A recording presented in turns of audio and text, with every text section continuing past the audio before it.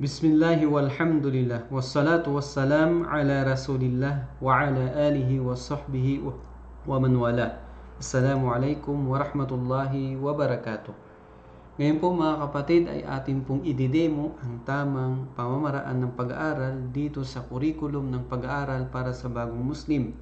At ito po ay binubuo ng tatlong aralin. Ang unang aralin, ito ay ang maikling paglilinaw ukol sa Islam at paglilinaw sa mga haligi ng Islam at mga haligi ng paniniwala nito.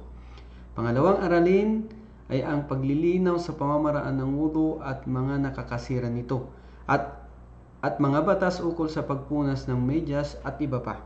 Pangatlong aralin ay ang paglilinaw ng pamamaraan ng salah, pagdarasal at kahigtan nito at antas nito sa Islam. Ngayon po mga kapatid ay bubuksan po natin ang unang aralin. Ito po ang unang aralin o unang bahagi. So dito ay mapapanood po natin yung ibang mga video patungkol sa paglilinaw sa kung ano ang Islam. I-click lamang natin itong YouTube at magbubukas po sa atin itong video at mapapanood natin. So babasahin po natin itong mga nakasulat dito about sa Islam, mga haligi ng Islam at mga haligi ng pananampalataya. So dito, yung pamamaraan ng pagdarasal, pamamaraan ng wudu, mapapanood po ninyo. So pinakahuli mga kapatid ay meron tayong pagsusulit. So makikita ninyo itong tabs dito, pindutin lamang ninyo ito o kaya itong nakasulat na pindutin ito para sa pagsusulit para magbukas po sa atin ang unang pagsusulit. Pag na-click po natin ay makikita po natin itong form ng unang bahagi ng pagsusulit. Ngayon, ilalagay po natin yung tamang impormasyon natin dito, yung kumpletong pangalan natin, yan, kung sino yung nag-anyaya sa atin, kung naalala ninyo siya, kung hindi naman ay ilagay ninyo others. Kung wala dito nakalagay dito sa form. So, sasagutin po natin yung 10 katanungan na nakalagay dito. Yan. At isubmit po natin. Kapag nasubmit po natin ay magbubukas sa atin itong link na ito. Itong link na ito mga kapatid ay link papunta doon sa pangalawang bahagi ng aralin. Kapag na-click po natin itong link na ito ay magbubukas sa atin itong pangalawang aralin. Ngayon ay ganun din, babasahin po natin ito. Kung may mga video ay papanoorin po natin. Yan, makikita po ninyo dito sa pangalawa ang detalyadong paglilinaw paano ang paraan ng pagwudu. Yung mga nakakasira ng wudu, nandito rin. Yung pagpunas sa medyas, yan. Yung pagligo. Yan, makikita ninyo sa pinakahuli, meron na namang pagsusulit. Yan, i-click lamang ito para mapunta tayo sa pangalawang pagsusulit. Yan. Ito po ang pangalawang bahagi ng pagsusulit. Ganun din, ilagay natin yung tamang impormasyon natin.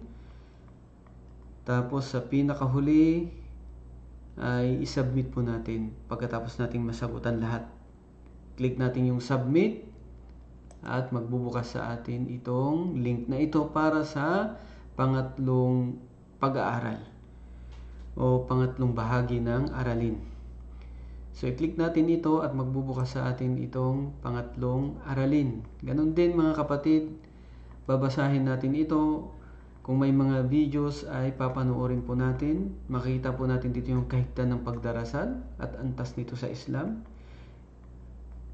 Yung pinaka importante din na dapat nating isaulo yung Suratul Fatiha, nandito rin kung paano ito bigkasin, mapapakinggan po ninyo.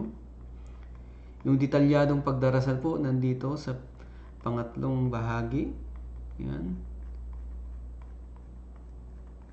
Yung tashahud nandito rin. Yung mga maikling chapter sa banal na Quran upang madagdagan po natin yung ating mga naisaulong chapter mula sa banal na Quran. At sa pinakahuli dito mga kapatid ay meron naman namang pagsusulit. So pindutin po natin itong para sa pagsusulit.